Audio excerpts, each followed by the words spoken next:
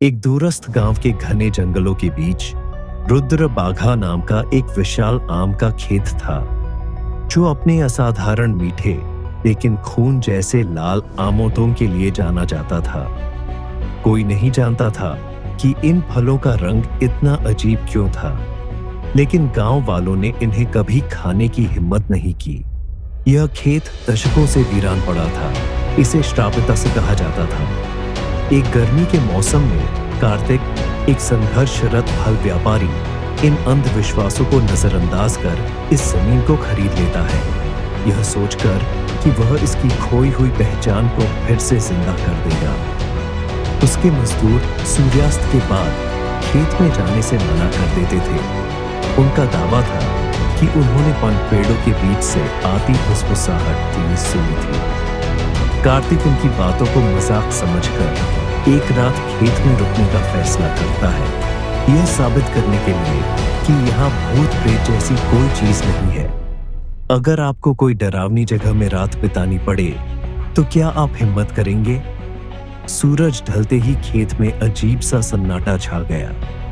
हवा भारी हो गई, पत्ते बिना किसी हवा के सरसराने लगे और आमों की मीठी खुशबू अचानक सड़ी गली गंध में बदल गई।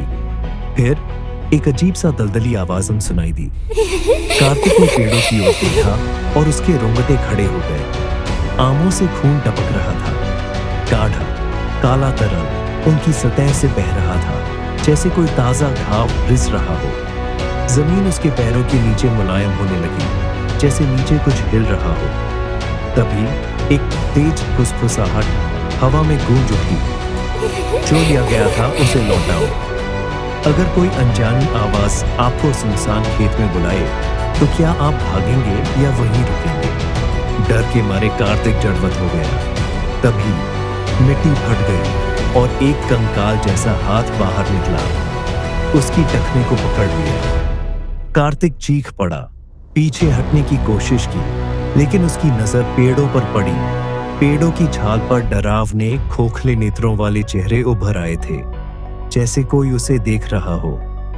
यह खेत सिर्फ श्रापित नहीं था, यह उन आत्माओं से भरा था जो यहाँ गायब हो गई थीं।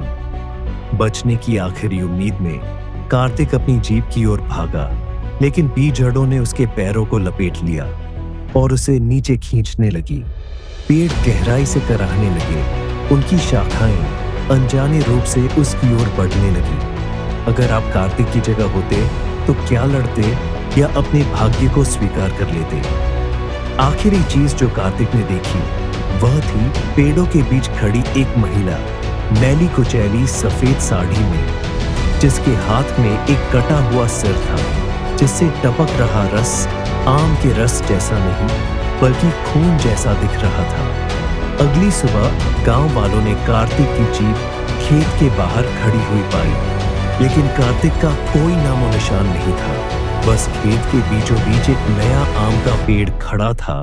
उसके फल पहले से भी ज्यादा लाल थे और उसकी जड़ों के नीचे कुछ अब भी हिल रहा था। क्या आपको लगता है कि पेड़ों में आत्माएं बस सकती है? क्या आप इस खेत के आम खाने की हिम्मत करेंगे? आपको क्या लगता है कि कार्तिक के साथ क्या हुआ? हमें कमेंट में बताइए। और भी रोमांचक कहानियों के लिए द कृषा शो को फेसबुक, इंस्टाग्राम और यूट्यूब पर लाइक, शेयर और सब्सक्राइब करें। देखने के लिए धन्यवाद।